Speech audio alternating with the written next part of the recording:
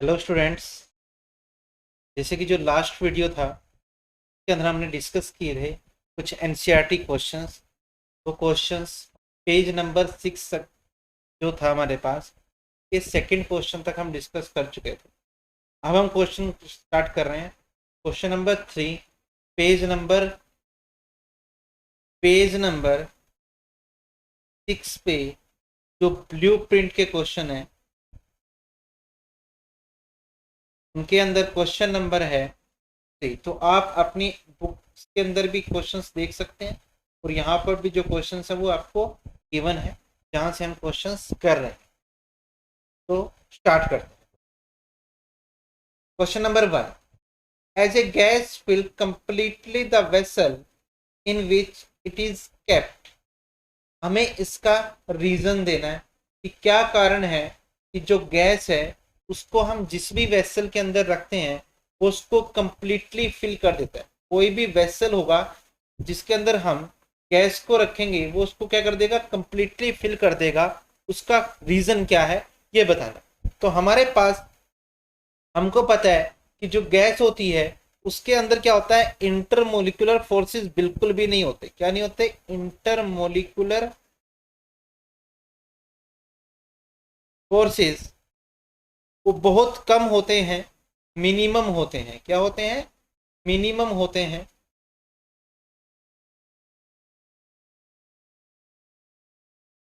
और हमारे पास जो इंटरमोलिकुलर स्पेस है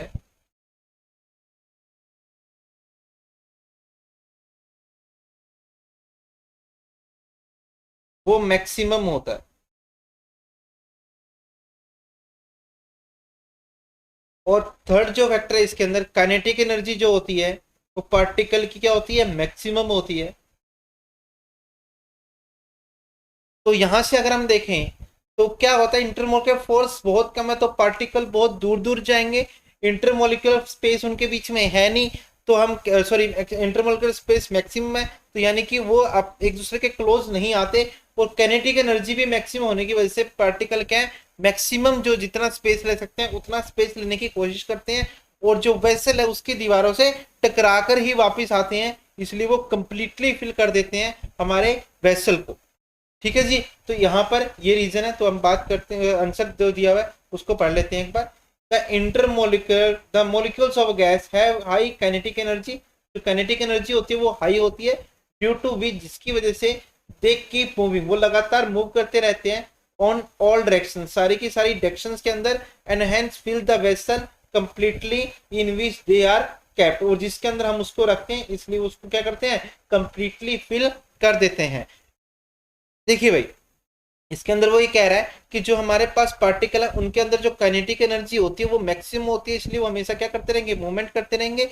और जब तक वेसल की दीवार नहीं आएगी तब तक वो वहां से मतलब वहां वेसल की दीवारों से टकरा कर ही वापिस आएंगे। तो इस तरीके से जहां पर भी होगा उसको क्या कर लेते हैं, कंप्लीटली फिल कर देते हैं किसी भी वेसल को जब उसके अंदर गैस फिल की जाती है। ठीक है जी। तो ये हमारे पास फर्स्ट आंसर।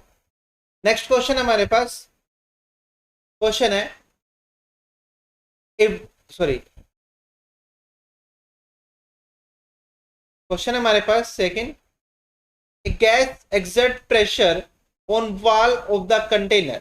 जो कंटेनर्स की वॉल होती है यानी कि जिसमें भी गैस को रखा जाता है वो उसकी वॉल्स के ऊपर प्रेशर क्यों एक्सर्ट करता है।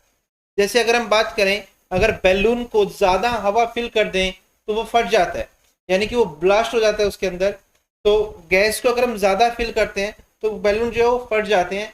ऐसा रीजन क्या है उनके बीच का, क्योंकि जो हमें पता है कि जिस भी कंटेनर के अंदर हम गैस को रखते हैं वो हमेशा क्या करते हैं, दीवार से टकराते रहते हैं। उसकी दीवार से हमेशा क्या करेंगे, टकराते रहते हैं। क्यों टकराते हैं? क्योंकि उसकी काइनेटिक एनर्जी क्या होती है, मैक्सिमम होती है। तो जैसे ही वो टकराएंगे तो उस टकराने की वजह से क्या है, प्रेशर एक्सर्ट होता है किसी भी कंटेनर के ऊपर। तो जो मोलिक्यूल है गैस के वो क्या करते हैं, हमेशा वाइब्रेट करते हैं, हमेशा मोशन में रहते हैं, इसलिए वो किसी भी कंटेनर में उसको रखते हैं उसकी वाल्स के ऊपर प्रेशर एक्सर्ट करते हैं। तो देखते हैं answer. A gas exert pressure on the wall of the container. जो गैस होती है वो जो कंटेनर होती है उसकी वॉल्स पे प्रेशर एक्सर्ट करती है, because the molecule of gas are in constant random motion, जो मॉलिक्यूल होते हैं गैस के वो लगातार मोशन में रहते हैं due to high kinetic energy, ज्यादा कैनेटिक एनर्जी की वजह से वो मोशन में रहते हैं। And these molecule constantly vibrate, और ये मॉलिक्यूल लगातार क्या करते हैं, वाइब्रेट करते हैं, मोशन में रहते हैं। Move and hit the wall of the container, जो वॉल होती है कंटेनर की उसको बार बार हिट करते हैं। देयर बाय, इसलिए क्या होता है, एग्जर्ट प्रेशर एग्जर्ट होता है उन वॉल्स के ऊपर। ठीक है जी, तो ये हमारे पास सेकंड क्वेश्चन का क्वेश्चन जो है उसका आंसर हुआ। नेक्स्ट क्वेश्चन हमारे पास, a wooden table should be called a solid. एक रीजन बताना है कि हम वुडन टेबल को सॉलिड क्यों बोलते हैं। अब देखिए वुडन टेबल को सॉलिड क्यों बोला, यहां पर हमें बताना है कि कौन सी प्रॉपर्टी है सॉलिड की जो वुडन टेबल के अंदर भी है जिसकी वजह से हम उनको सॉलिड बोल रहे हैं। देखिए कोई भी क्वेश्चन पूछा जाता है जिससे उसका रीजन पूछा है कि वुडन टेबल, आपको कोई बोलते हैं कि वुडन टेबल सॉलिड है, क्यों सॉलिड है, क्यों सॉलिड है, क्योंकि उसकी कुछ प्रॉपर्टी होंगी जो सॉलिड की भी होंगी और वुडन टेबल की भी होंगी। तो हमें बताना है कि कौन सी प्रॉपर्टी सॉलिड की वुडन टेबल के साथ मैच करती है। तो क्या है question, the molecule particle of the wooden table are tightly packed, जो मोलिक्यूल्स होते हैं, पार्टिकल होते हैं वुडन टेबल के, वो एक दूसरे के साथ टाइटली पैक होते हैं with each other and there is no intermolecular space, उनके बीच में क्या कोई इंटरमोलिकुलर स्पेस नहीं होता। It can not be compress, wooden table को आप कंप्रेस नहीं कर सकते, and it can not flow, वो फ्लो भी नहीं करती। और ये जो सारी की सारी प्रॉपर्टी हम गिना रहे हैं वो सारी की सारी सॉलिड की भी हैं। All these characteristics are of solid, और ये सारे के सारे जो करेक्टरिस्टिक हैं वो सॉलिड के हैं, और इसलिए हम कह सकते हैं कि वुडन टेबल में हमारे पास क्या होती है, सॉलिड होती है। वुडन टेबल भी क्या होती है, सॉलिड होती है। तो इसको एक बार समझते हैं कैसे। देखिए हमारे पास जो वुडन टेबल होते हैं उसके जो पार्टिकल होते हैं वो बहुत पास पास होते हैं, जो सॉलिड के भी होते हैं। ठीक है, उनके बीच में स्पेस नहीं होता, मोलिक्यूल्स जो होते हैं उसके बीच में बिल्कुल भी स्पेस नहीं होता, ना टेबल के और ना ही सॉलिड के। आप टेबल को कंप्रेस नहीं कर सकते, कंप्रेस करोगे तो टूट जाएगी लेकिन कंप्रेस नहीं होगी, ठीक है ना, तो वो फ्लो भी नहीं कर सकती। तो ये सारे के सारे जो प्रॉपर्टी हैं वो सॉलिड की भी होती है और टेबल की भी होती है, इसलिए हम कह सकते हैं जो वुडन टेबल होती है हमारी वो क्या होती है, सॉलिड होती है। ठीक है जी, नेक्स्ट क्वेश्चन है हमारे पास,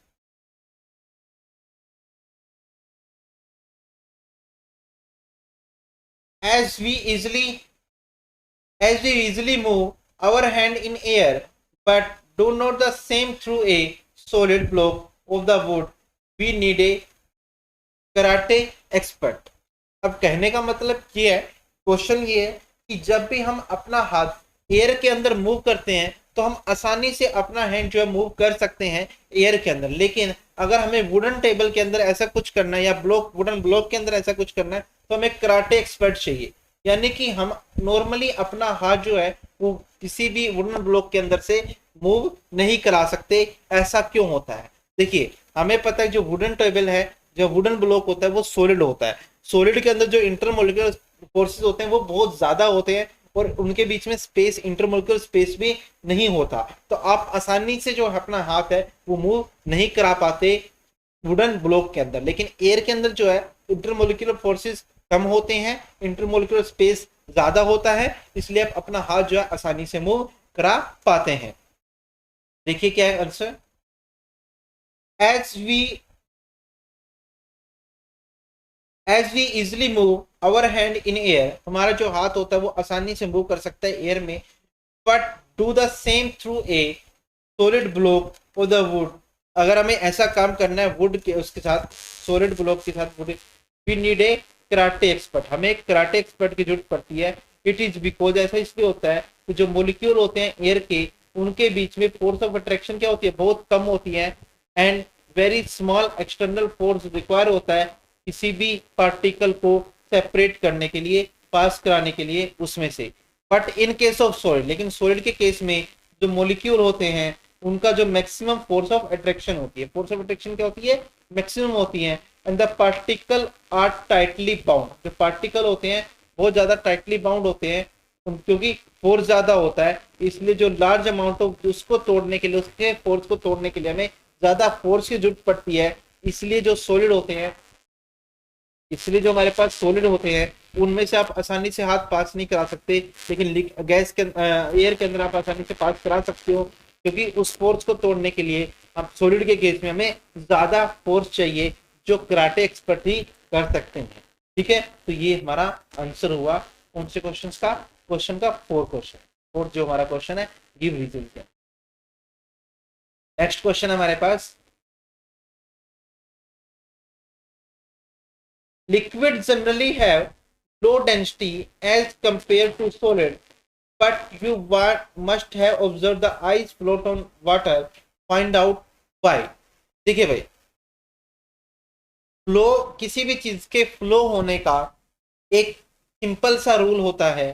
सिंपल सा रूल क्या है कि जिसकी डेंसिटी कम होती है, जिसकी डेंसिटी लेस है, वो फ्लोट करेगा।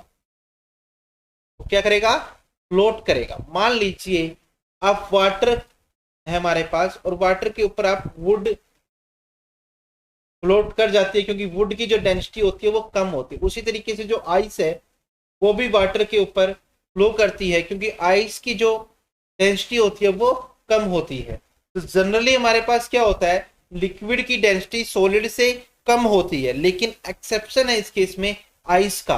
आइस की जो डेंसिटी होती है वो वाटर से हमेशा कम होती है। Ice has less density than water. जो आइस की डेंसिटी होती है वो कम होती है इससे, वाटर से। ठीक है जी, तो हमारे पास ये एक्सेप्शन है। तो आइस एक सॉलिड है, लेकिन उसकी डेंसिटी जो है, but its density is lower than the water, और इसी वजह से जो हमारे पास आइस है वो क्या करती है, फ्लोट करती है वाटर के ऊपर से।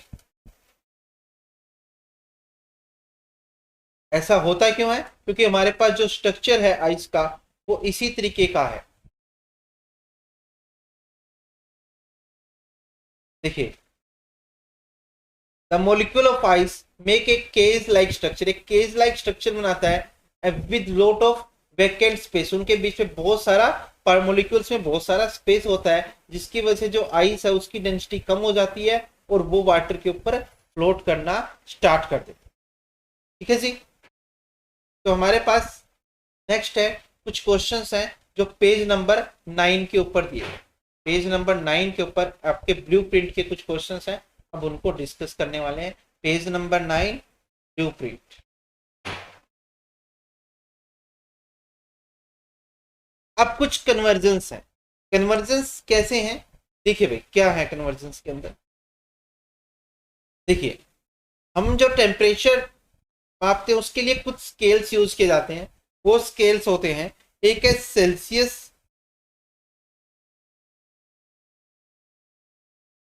सेल्सियस स्केल, सेकंड है केल्विन, सेकंड है हमारे पास केल्विन स्केल।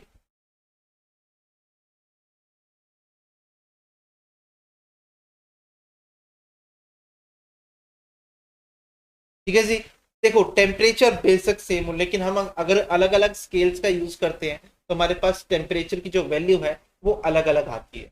तो हमें एक थोड़ा सा कन्वर्जन सीखना है कि अगर हमें केल्विन, डिग्री सेल्सियस को केल्विन में बदलना है तो हम उसमें ऐड करते हैं 273।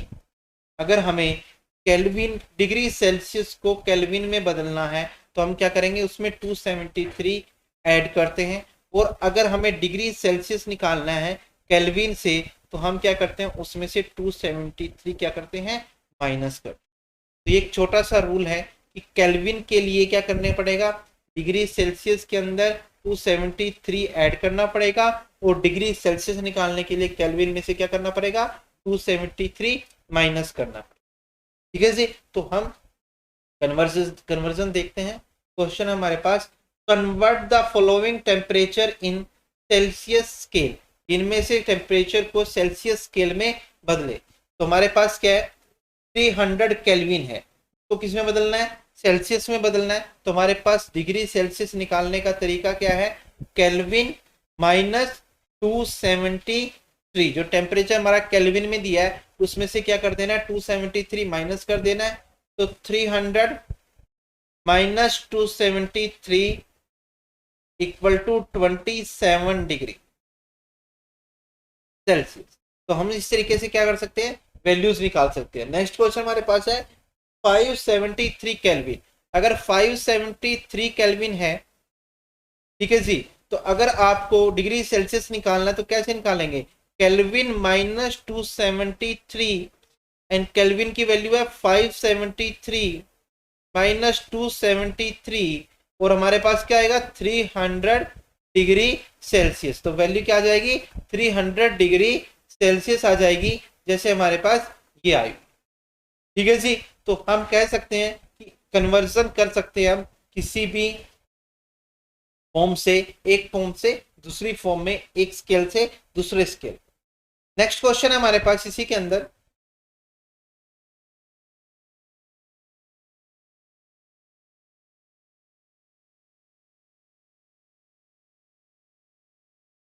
what is the physical state of water at to 50 degree Celsius and 100 degree Celsius. आपको पता है कि जो हमारा वाटर होता है उसका बॉइलिंग पॉइंट है। बॉइलिंग पॉइंट क्या होता है, वो टेम्परेचर जिसपे कोई भी सॉलिड, सॉरी वो टेम्परेचर जिसपे कोई भी लिक्विड गैस के अंदर बदलना स्टार्ट कर देता है। लिक्विड किस में बदलता है, गैस में बदलता है, उसको हम क्या बोलते हैं, उसका बॉइलिंग पॉइंट बोलते हैं। तो हमें फिजिकल स्टेट पूछी है वाटर की, तो हमें पता है वाटर का बॉइलिंग पॉइंट कितना है 100 डिग्री सेल्सियस। कितना है 100 डिग्री सेल्सियस क्या है हमारे पास, 100 डिग्री सेल्सियस हमारे पास क्या है बॉइलिंग पॉइंट है वाटर का। यानी कि 100 डिग्री सेल्सियस पर से ऊपर जो टेम्परेचर होगा उसमें जो वाटर होगा वो किस स्टेट में होगा, गैस में। और मैंने आपको बताया था कि 100 डिग्री जो भी बॉइलिंग पॉइंट होता है उस पे कन्वर्ट होना स्टार्ट करता है। तो यानी कि उस टेम्परेचर के ऊपर हमारे पास कोई भी सब मैटर गैस में भी होगा और लिक्विड में भी होगा। ठीक है जी, तो हमारे पास जो क्वेश्चन है उसके अंदर क्या, जो फिजिकल स्टेट बतानी है वाटर की 100 डिग्री सेल्सियस पे, तो 100 डिग्री सेल्सियस पे क्या होगी, गैस होगी, और सॉरी 250 डिग्री सेल्सियस पर क्या होगी, गैस होगी, और 100 डिग्री सेल्सियस पे क्या होगा, लिक्विड और गैस दोनों हो। ठीक है, ये चीज मैंने जो लास्ट वीडियोस हैं उनके अंदर डिस्कस भी की थी, जब हमने लेटेंट हीट के बारे में पढ़ा था कि किस तरीके से जब भी कोई मेल्टिंग पॉइंट होता है तो उसके अंदर उस पॉइंट के ऊपर सॉलिड और लिक्विड दोनों एग्जिस्ट करते हैं, और बॉइलिंग पॉइंट के ऊपर लिक्विड और गैस दोनों एग्जिस्ट करते हैं। ठीक है, तो जिस बच्चे ने वो वीडियो नहीं देखा तो एक बार वो वीडियो जरूर देख ले। तो हाँ, आते हैं नेक्स्ट क्वेश्चन के ऊपर। नेक्स्ट क्वेश्चन हमारे पास है, for any substance why does the temperature remain constant during the change of state।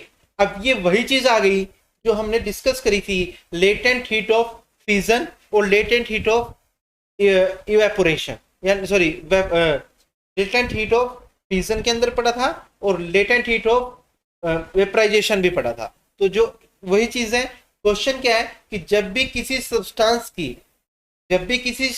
की जो स्टेट चेंज होती है उसके दौरान, स्टेट चेंज होने के दौरान टेम्परेचर जो है वो कांस्टेंट रहता है।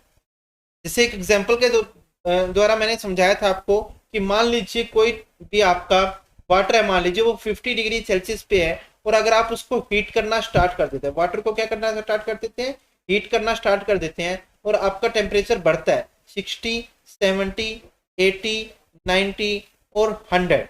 लेकिन 100 डिग्री सेल्सियस पे जाके जब आप इसको हीट दे रहे हो लेकिन टेम्परेचर इंक्रीज नहीं होता।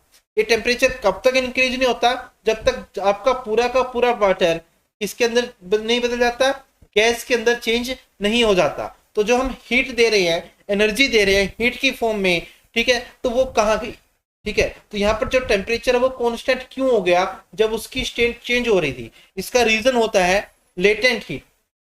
क्या रीजन होता है, लेटेंट हीट। और यहाँ पर गैस, जब लिक्विड से गैस में बदलते हैं तो उस हीट का नाम है लेटेंट हीट ऑफ वेपराइजेशन, और जब सॉलिड से लिक्विड में बदलते हैं उसका नाम है latent heat of evaporation, sorry latent heat of fusion. तो हम बात करते हैं इस क्वेश्चन के अंदर वही है, during the change of state of any matter, कि जब भी किसी मैटर की स्टेट चेंज होती है heat is supplied to the substance, heat supply की जाती है सब्सटेंस को, and the molecule of this matter, molecule जो मैटर वो यूज करते हैं हीट का जो फोर्स है हमारा, फोर्स ऑफ अट्रैक्शन को कम करने के लिए। देखो हमें पता है लिक्विड के अंदर, मान लो सॉलिड के अंदर फोर्स ऑफ अट्रैक्शन ज्यादा होती है, लिक्विड में कम होती है। अब आपको क्या करना है, स्टेट को चेंज करना है, तो यहाँ पर क्या है, फोर्स ऑफ अट्रैक्शन को कम करना पड़ेगा। तो जो आपने हीट दी ना वो यूज होगी उस फोर्स ऑफ अट्रैक्शन को कम करने के लिए between the particle. At this period of time, इस टाइम पर टेम्परेचर जो है वो कांस्टेंट हो जाती है, और दिस एक्स्ट्रा, जो एक्स्ट्रा हीट दी गई एक्वायर है, जो मॉलिक्यूल के जो फोर्स ऑफ अट्रैक्शन है उसको कम करने के लिए ये हिडन हीट का काम करती है, और इसको हम क्या बोलते हैं, latent heat of change.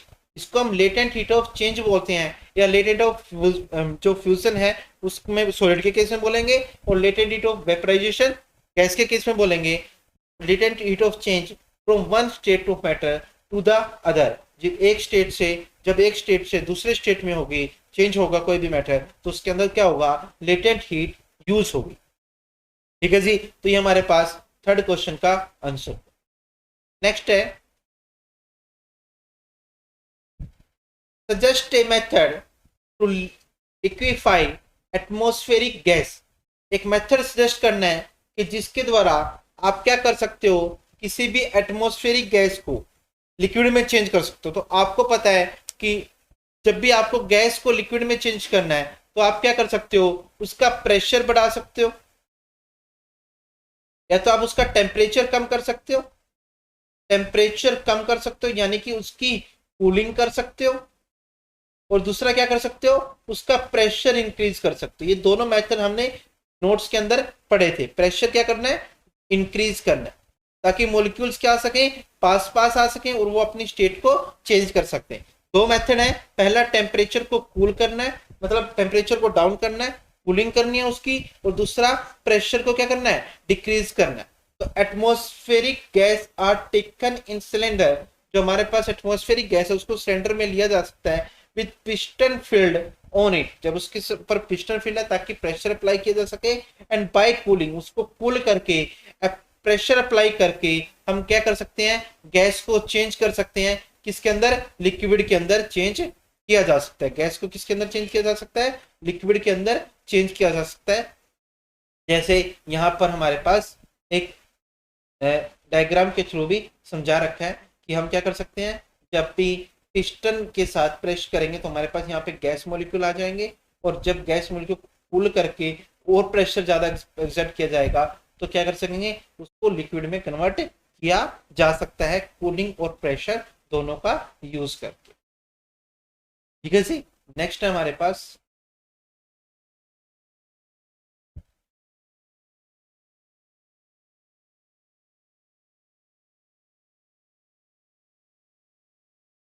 Question है, why does a desert cooler cool better on hot dry day. जो हमारे पास डेजर्ट कूलर्स होते हैं वो हॉट ड्राई डे के अंदर, जब गर्मियों ज्यादा सूखे दिन होते हैं, यानी कि जब लू चलती हैं, तो हमारे पास जो डेजर्ट कूलर या नॉर्मल कूलर होते हैं वो ज्यादा कूलिंग करते हैं। जैसे अगर हम बात करें जो आजकल का मौसम है, जैसे आजकल का मौसम है, जैसे मई जून का जो मौसम होता है, उस टाइम पे जो एयर होती है वो ड्राई होती है। तो इस टाइम पे जो कूलर होते हैं वो बहुत अच्छी कूलिंग करते हैं। लेकिन जैसे ही मॉनसून का टाइम आता है, और बारिश शुरू हो जाती है, उस टाइम पे जो हमारे पास कूलर हैं वो उस तरीके की कूलिंग नहीं कर पाते।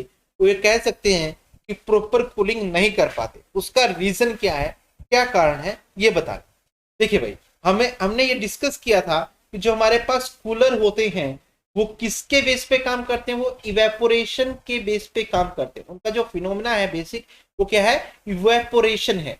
कि किस तरीके जो इवेपोरेशन होती है उसकी वजह से कूलिंग होती है, और उसका यूज किया जाता है कूलर के अंदर, क्योंकि जो पानी है वो उसमें फ्लो करता है, और जो एयर है वो ड्राई होती है, वो हीट देती है वाटर को, वाटर इवेपोरेट हो जाता है, और जो एयर है वो हमारी कूल हो जाती है। ये पूरा का पूरा फिनोमेना हम डिस्कस कर चुके हैं पहले। तो उसी फिनोमिना का यूज करते हैं कूलर के अंदर। लेकिन वो कह रहा है कि जो हॉट ड्राई डे होती है उनके अंदर ज्यादा कूलिंग होती है। ऐसा इसलिए होता है क्योंकि हमने डिस्कस किया था कि जो इवेपोरेशन होती है वो मैक्सिमम होती है जब आपकी जो एयर होती है वो ड्राई है, यानी कि उसके अंदर मॉइस्चर जो है, अगर मॉइस्चर जो है वो कम है, मॉइस्चर यानी कि नमी, जो वाटर मॉलिक्यूल्स हैं अगर एयर के अंदर मिनिमम है तो वहां पर जो इवेपोरेशन की रेट होगी वो क्या होगी, मैक्सिमम होगी।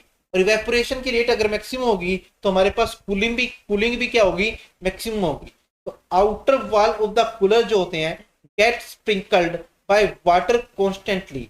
जो आउटर वॉल होती है कूलर की वो वाटर मॉलिक्यूल को बार बार स्प्रिंकल करती है, यानी कि इवेपोरेट करती है। और this water evaporates due to hot dry, जो ये वेदर, जो हमारे पास वाटर मॉलिक्यूल्स है वो इवेपोरेट क्यों होते हैं, क्योंकि जो हमारे पास मौसम होता है वो सूखा होता है, जो एयर होती है वो सूखी होती है, यानी कि उसके अंदर मॉइस्चर नहीं होते। Evaporation causes cooling inside the air of cooler, यानी कि इवेपोरेशन की वजह से जो एयर अंदर है कूलर के अंदर वो क्या हो जाती है, कूल हो जाती है, ठंडी हो जाती है। और this cool air is sent to room by the fan, और ये जो कूल्ड एयर है ये हमारे पास फैन के द्वारा रूम के अंदर भेजी जाती है। इस यही रीजन है कि जो ड्राई डेज होते हैं उनके अंदर जो कूलर है वो ज्यादा कूलिंग करते हैं। आगे हमारे पास question, how does the water kept in an earthen pot become cool during summer. कि जब समर्स आती हैं जो हमारे पास अर्थन पॉट यानी कि मटका जो होता है उसके अंदर जो पानी समर के अंदर रखा जाता है तो वो ठंडा हो जाता है, ऐसा क्यों होता है। ये क्वेश्चन मैं डिस्कस भी कर चुका हूं, एक बार और डिस्कस कर देते हैं थोड़ा सा। क्या है कि जैसे ये मटका है हमारे पास, जैसे अगर ये मटका है, तथा बनाते हैं,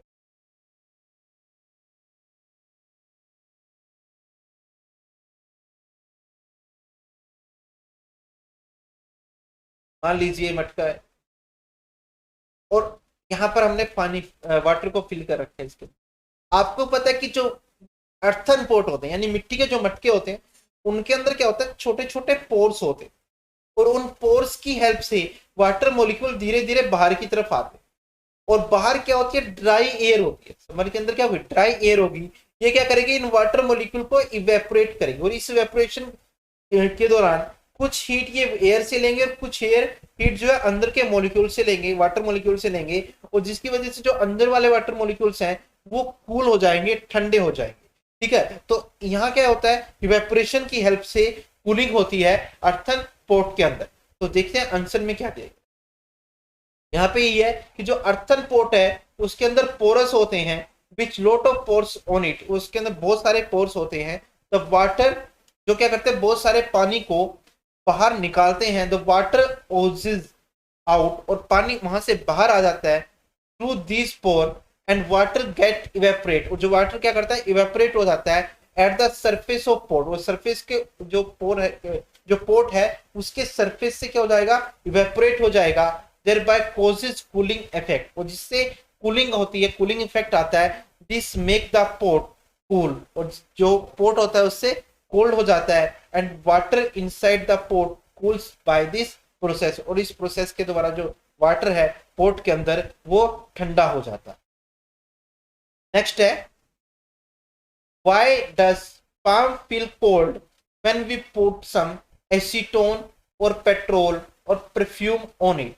ये क्वेश्चन इस तरीके से देखो, जब भी कभी अगर आपके हाथ पे कभी पेट्रोल गिरा हो, या आप जब परफ्यूम लगाते हैं, या फिर एसीटोन होता है जिसको हम नेल पॉलिश रिमूवर के नाम से भी जानते हैं, ठीक है, तो अगर आपके हाथ को टच करता है तो क्या होता है, आपको कूलिंग फील होती है। ऐसा क्यों होता है, क्योंकि जो एसीटोन या पेट्रोल या परफ्यूम होता है इनका जो बॉइलिंग पॉइंट होता है वो बहुत कम होता है, ये बहुत जल्दी इवेपोरेट हो जाते हैं। तो ये इवेपोरेट हो जाते हैं जब ये कांटेक्ट में आते हैं एयर के, ठीक है ना, तुरंत ही क्या हो जाते हैं, इवेपोरेट हो जाते हैं। इसलिए पेट्रोल को बोला जाता है कि कूड़े में नहीं रखना चाहिए, क्योंकि वो उड़ जाता है या इवेपोरेट हो जाता है। तो ऐसा इसीलिए होता है कि क्योंकि इवेपोरेशन की प्रोसेस होगी, और आपको पता है कि जो इवेपोरेशन है वो हमेशा क्या करती है, कूलिंग करती है। इवेपोरेशन कॉजेज कूलिंग, तो जिसकी वजह से कूलिंग की वजह से हमें सेंसेशन होगी हमारे हैंड्स के ऊपर, तो इस तरीके से जब भी एसीटोन होता है या पेट्रोल होता है, परफ्यूम होता है, ये क्या करते हैं, ये हमको कूलिंग फील करवाते हैं, कोल्ड फील करवाते हैं जब ये हमारे हाथ से टच करते हैं। नेक्स्ट क्वेश्चन है हमारे पास। तो बच्चों आज के लिए हम ऐसा करते हैं, आज के लिए इतना ही करते हैं, काफी क्वेश्चंस हो गए हैं। तो नेक्स्ट वीडियो के अंदर हम और जो क्वेश्चंस हैं आपके पास वो डिस्कस करेंगे, और उसके बाद एंड एक्सरसाइज जो है, जो लास्ट में जो एक्सरसाइज दी आपकी एनसीईआरटी बुक के अंदर, उसके क्वेश्चंस को डिस्कस करेंगे। तो आप सभी बच्चे इनको नोट डाउन कर लेंगे, और मैंने जो पीडीएफ आपको भेज रखी है उसमें से भी क्वेश्चन आंसर्स आप क्या कर सकते हो, राइट डाउन कर सकते हो, और यहाँ से वीडियो से भी स्क्रीनशॉट लेकर आप इसको अच्छे से नोट डाउन कर सकते हो। आई होप आपको अच्छे से समझ में आया होगा। जो जिन बच्चों को समझ में नहीं आया, कोई डाउट है, तो आप मेरे को कमेंट करके भी बता सकते। Thank you so much.